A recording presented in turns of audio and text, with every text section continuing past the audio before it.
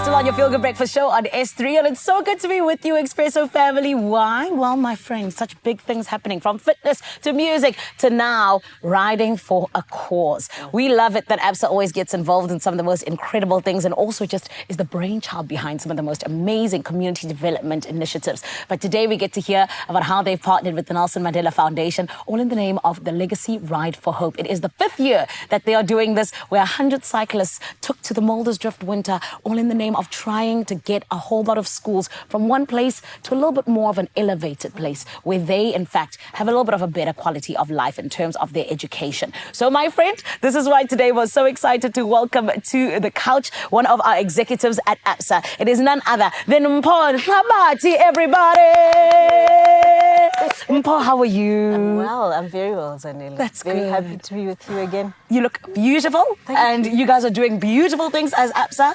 Absolutely exciting. It's always exciting to get involved in their community. 100%. And you guys are doing it so amazingly, because I feel like you guys are intentional. So I need to know then, why is it that you decided to get involved, particularly with this yet again, the 5th year? Why is it that it felt so right? Zanele, we are a purpose and values-led organization, and last year we repositioned our purpose to say that we want to empower Africa's tomorrow together, one story at a time. And you know about our repositioning earlier in the year, where we said that your story matters. It does. Every single story matters, and we want to be a part of it at whatever point that it is. And so a partnership like the Nelson Mandela Legacy Ride for Hope gives us an opportunity to do exactly that, put that into action.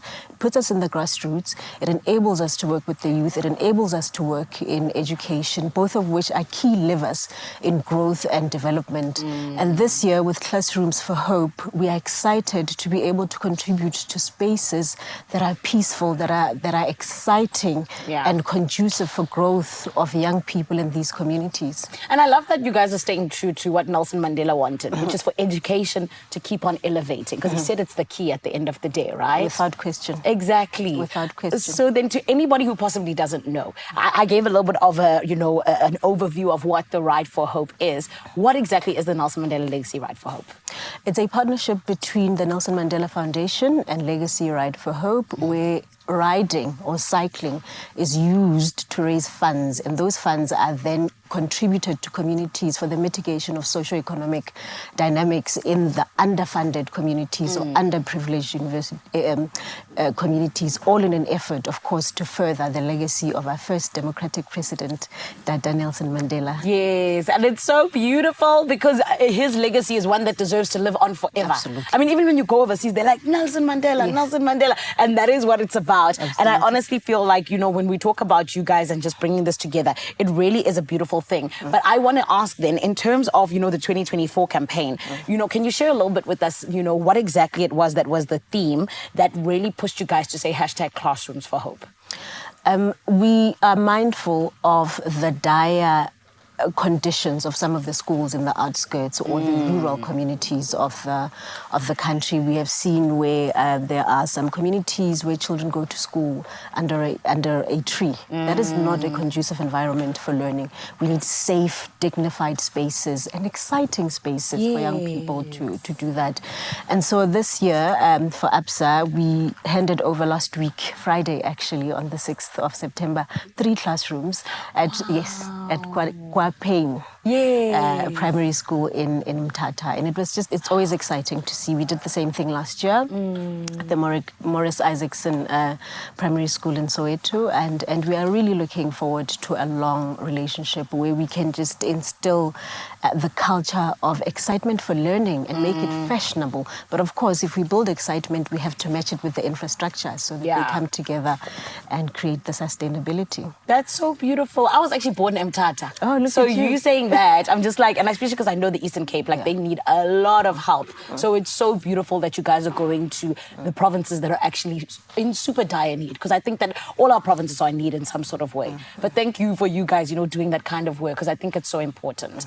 But now talk to me about this, because, just like you said, that Nelson Mandela, his legacy deserves to live on. Why is it that Absa believes that future generations must continue holding on to this legacy? Okay. So the youth are a contingent of South Africa and the continent's population. Yeah. And so we know that we have to prepare them. Right? They are essentially the bedrock of the country. And so in preparing them, we know that we are preparing the future of South Africa, the South Africa that we want to see. And we're very clear at Absa, participation in the economy, we know that the growth and sustainability of our economy means the growth and sustainability of Absa. The two are inextricably linked. Yeah. So we are intentional and deliberate in making sure that we are in there, we get our hands dirty and roll up our sleeves. I love it. And you're getting those hands dirty so nicely, Tata Madiba. I know he's proud wherever he is. And this is why I also say, Paul, I think it is so important for all of us to keep partnering together. Do you know what I mean? To come together and understanding just how important it is to look after our youth, which make up the biggest part of the African continent. But just in closing, just in terms of you guys and coming together with Ride for Hope, what can we expect from possibly next year? It's a strong relationship. We are in.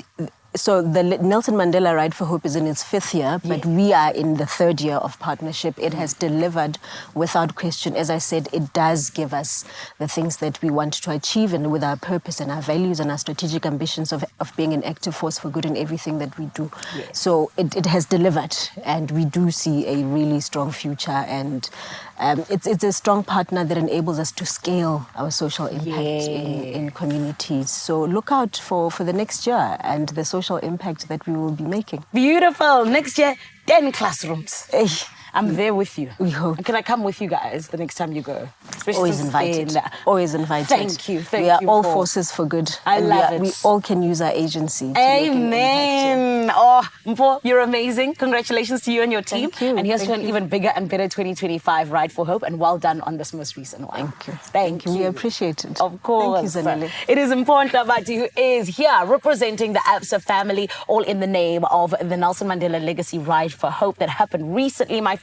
And as you heard, they handed over 3 classrooms, which is incredible. And they still continue to do the work. And this is why we always say, and we always are reminded that your story matters and everyone's story matters here in Africa, all in the name of Absa being the bank that we trust. Right about now, though, I need you to stay tuned. But you know what it is when we say, Absa, your story matters. Absolutely. There are stories of strivers, and we're inspired by them all. We invite you to write your story with us. Your story matters. Absa.